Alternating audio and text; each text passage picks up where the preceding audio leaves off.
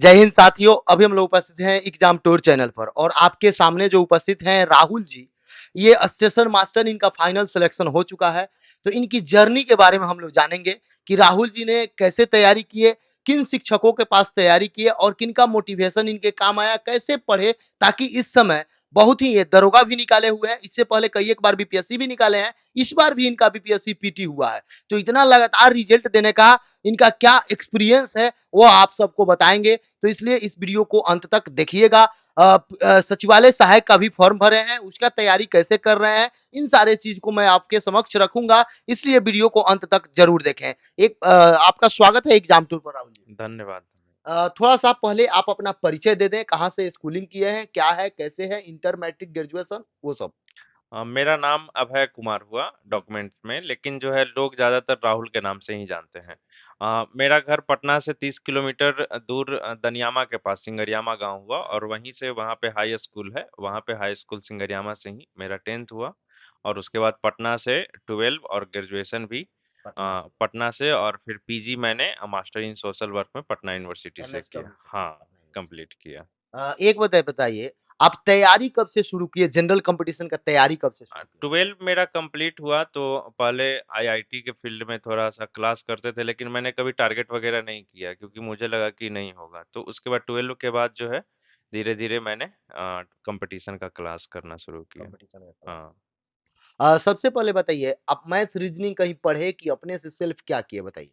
चूंकि 10th तक मेरा मैथ काफ़ी अच्छा था, 10th में भी और 12 में भी 90% अप्रॉक्स मार्क्स मेरे आए हैं मैथ में। और मैथ बेसिक से ही अभी तक जितना भी एग्जाम मैंने दिया है वो बेसिक से ही क्लियर किए हैं। हाँ, बेसिक जो मैथ है, मैं कोई सर का जो है ना ट्रिक वगैरह मैं मैथ का यूज नहीं नहीं करता किए। हूँ। हाँ।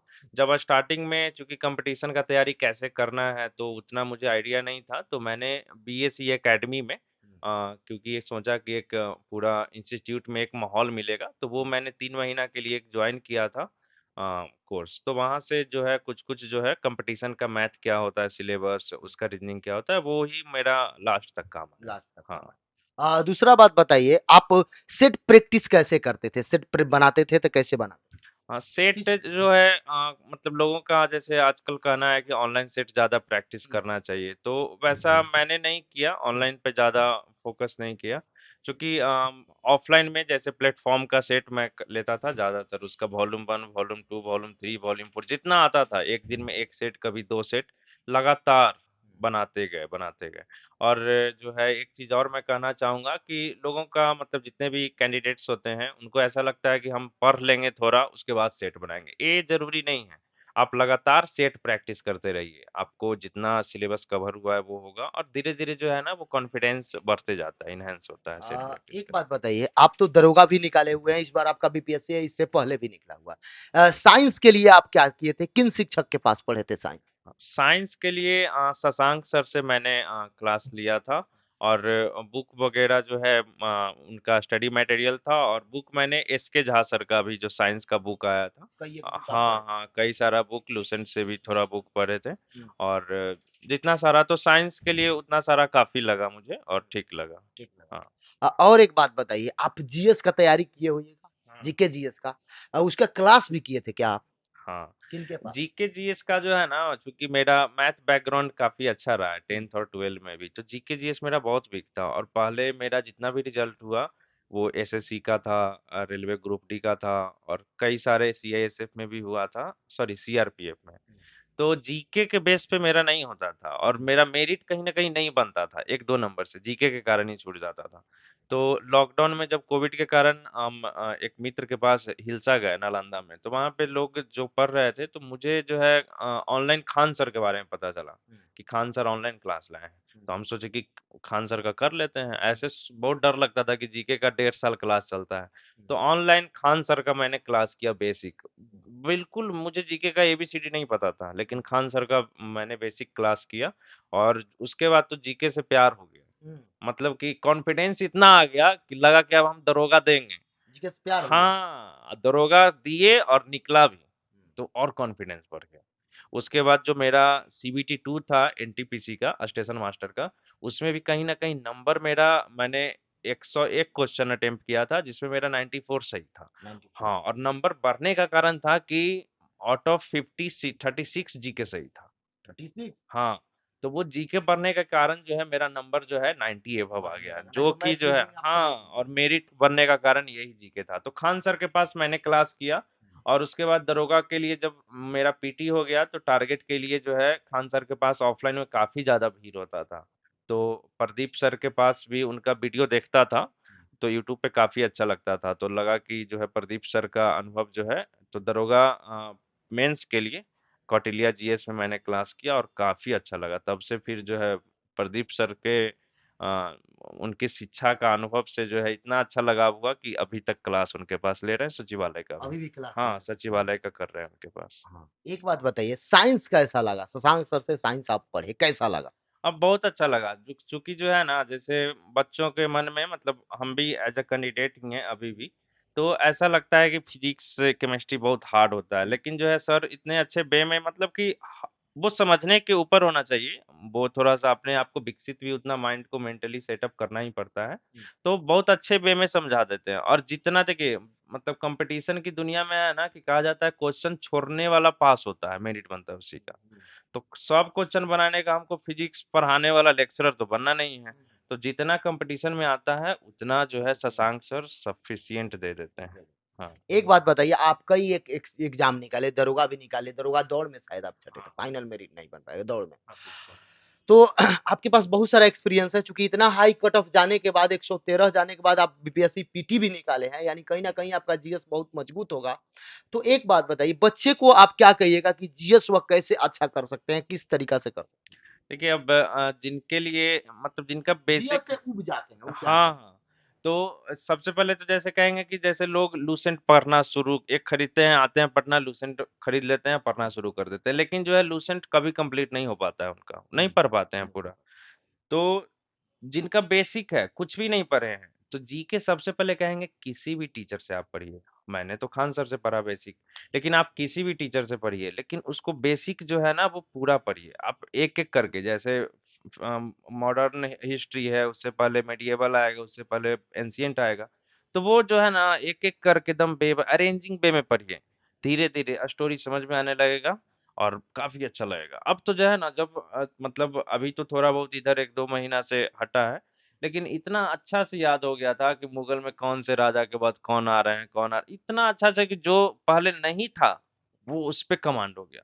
जब दरोगा का एक मेंस देने के लिए एग्ज़ाम हॉल में जा रहे थे, तो इतना कॉन्फिडेंस था कि लग रहा था कि 20 गो मैथ आएगा 100 गो में। उसके बाद 80 में से 65 नंबर तो कम से कम लाएँगे ही लाएँगे। कहाँ जाएगा, रिज़ल्ट तो होना ही है। इतना कॉन्फिडेंस। हाँ, वही कॉन्फिडेंस, और इसमें बीपीएससी में भी यही कॉन्फिडेंस रहा कि जीके हम पढ़ लिए हैं तो फिर आना ही है। तो बस यही कहेंगे कि अरेंजिंग वे में पढ़िए, और वो भी ये नहीं, सिलेबस बड़ा है, थोड़ा-सा हो जाता है, तो टाइम तो लगेगा ही। अब ऐसा तो है नहीं कि आज मैट्रिक पास किया, आज ही मेरा रिजल्ट हो जाएगा। तो पढ़ने में टाइम लगेगा, लेकिन हाँ, अरेंजिंग में पढ़िए, एकाएक जो है कुछ नहीं होने वाला है। कितना समय आप पढ़ते थे? बहुत सारे विद्यार्थी का क्वेश्चन रहता है, समय थोड़ा-सा पूछिएगा, क्या हाँ, कोई सब टारगेट किया था? हाँ, समय जो है वो ज़्यादा तो नहीं, ऐसे डेली जो है नॉर्मली 4 से 5 घंटा, 6 घंटा इतना डेली? स्टडी होता था। लेकिन जब एग्ज़ाम आया, और इस साल 2022 मुझे काफ़ी कुछ सिखाया भी है। तो जब एग्ज़ाम आया, और तो डू और डाई को लेके हम चल रहे थे। क्योंकि जब रूम में आते थे ना पढ़ के क्लास करके, तो ऊपर पंखा नज़र आता था। लगता था कि इसी में लटकना है कहाँ। लेकिन उससे मतलब हताश नहीं, अपने आप को लगा कि नहीं, डू और डाई मजबूत करके। तो इस समय जो है दरोगा का जब मेरा मेंस था पीटी के बाद, तो 14 घंटा 13 घंटा स्टडी करना शुरू कर दिए थे। हाँ। वैसे विद्यार्थी को आप क्या बताइएगा, जो विद्यार्थी कुछ समय पढ़ते हैं, चूँकि आपका भी जर्नी ठीक-ठाक समय रहा है। 1 साल, 1.5 साल तैयारी करते हैं, या पहला पीटी हुआ, मेंस नहीं होता है तो हतोत्साहित हो जाते हैं, या मेंस भी हो गया, फाइनल नहीं सिलेक्शन होता है, तो उनको क्या करना चाहिए? देखिए, जैसा मुझे मेरा अनुभव हुआ कि चाहे 2213 का दरोगा सीट हो या फिर 800 बीपीएससी का सीट हो, यदि आप सिलेबस अच्छे से कवर कर चुके हैं, आप पढ़ाई अपना जो है 100% ईमानदारी दिए हैं, तो वो रिजल्ट आपका आउटकम जो है 100% आएगा। चाहे वो 300 सीट ही बीपीएससी का क्यों ना निकाले, या दरोगा में 1000 सीट ही क्यों ना निकाले, वो आएगा ही आएगा। ये एकदम कंफर्म है, 100% कंफर्म है। बस जो है अपना 100% ईमानदारी के साथ देना है। यहाँ पे एक चीज़ मैं और कहना चाहूँगा, मतलब जैसे काफ़ी सारे मेरे आस-पास भी लॉज काफ़ी सारे बच्चे रहते हैं। तो होता क्या है कि हम लोग ये नहीं समझते हैं कि हमारा ड्यूटी क्या है। जैसे हमारा पढ़ना ही तो ड्यूटी है, हम लोग यहाँ आए हैं पढ़ने के लिए ही। तो क्या होता है कि कोई कहता है दोस्त कि चलो ना आज क्या कर रहा है? तो अभी तो फ्रीए ही हूँ, अभी बैठले हैं, चलो कहीं घूम के आते हैं। ये नहीं समझ पाते हैं कि हमारा ड्यूटी है यही। जैसे लोग कोई जाते हैं ऑफिस में जॉब करते हैं 8 घंटा ड्यूटी करते हैं। बस ये चीज़ समझ लें ना, फोकस कर लें कि हम मेरा 6 घंटा का ही ड्यूटी है, हम 6 घंटा पढ़ेंगे।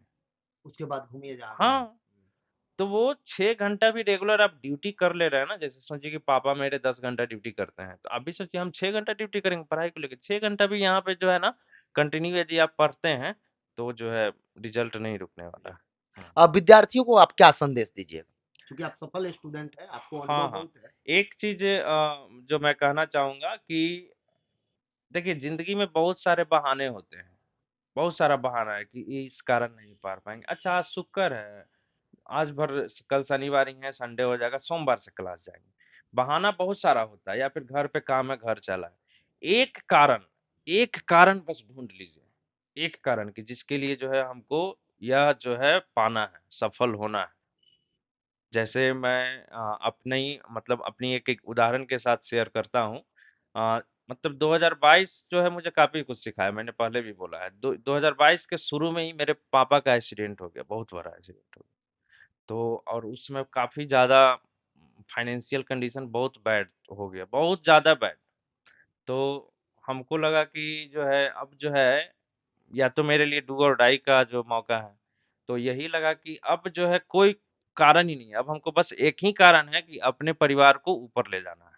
उस जगह पे पहुँचाना है जहाँ पे जो है एक एक स्टेबिलिटी सफल, एक प्रतिष्ठित परिवार बने, लोगों के समाज में जो है एक प्रतिष्ठा मिले। तो बस एक ही टारगेट रखे, मैंने अपना फ़ोन ऑफ किया, किसी भी दुनिया से कोई मतलब नहीं, सोशल साइट्स वगैरह सब कुछ हटा दिया और अपना बस कि हमको ये चीज़ करना है और ये चीज़ हर किसी को करना पड़ेगा, बहाने बहुत सारे होते हैं आज लेकिन करिए या 10 साल बाद हाँ, करिए, करना तो ये पड़ेगा। सफल होने के लिए या फिर आप कोई एग्ज़ाम पास करने के लिए, अपने टारगेट को अचीव करने के लिए एक एक कारण बस ढूँढ लीजिए, बहाना बहुत होता है। एक कारण आपको सफल बनाता है। हाँ, सभी लोग समझ लें कि सफलता के लिए कोई एक कारण ढूँढिए, बहाना तो लाखों मिलेंगे लेकिन एक कारण ढूँढिए, आप ज़रूर सफल हो जाएँगे।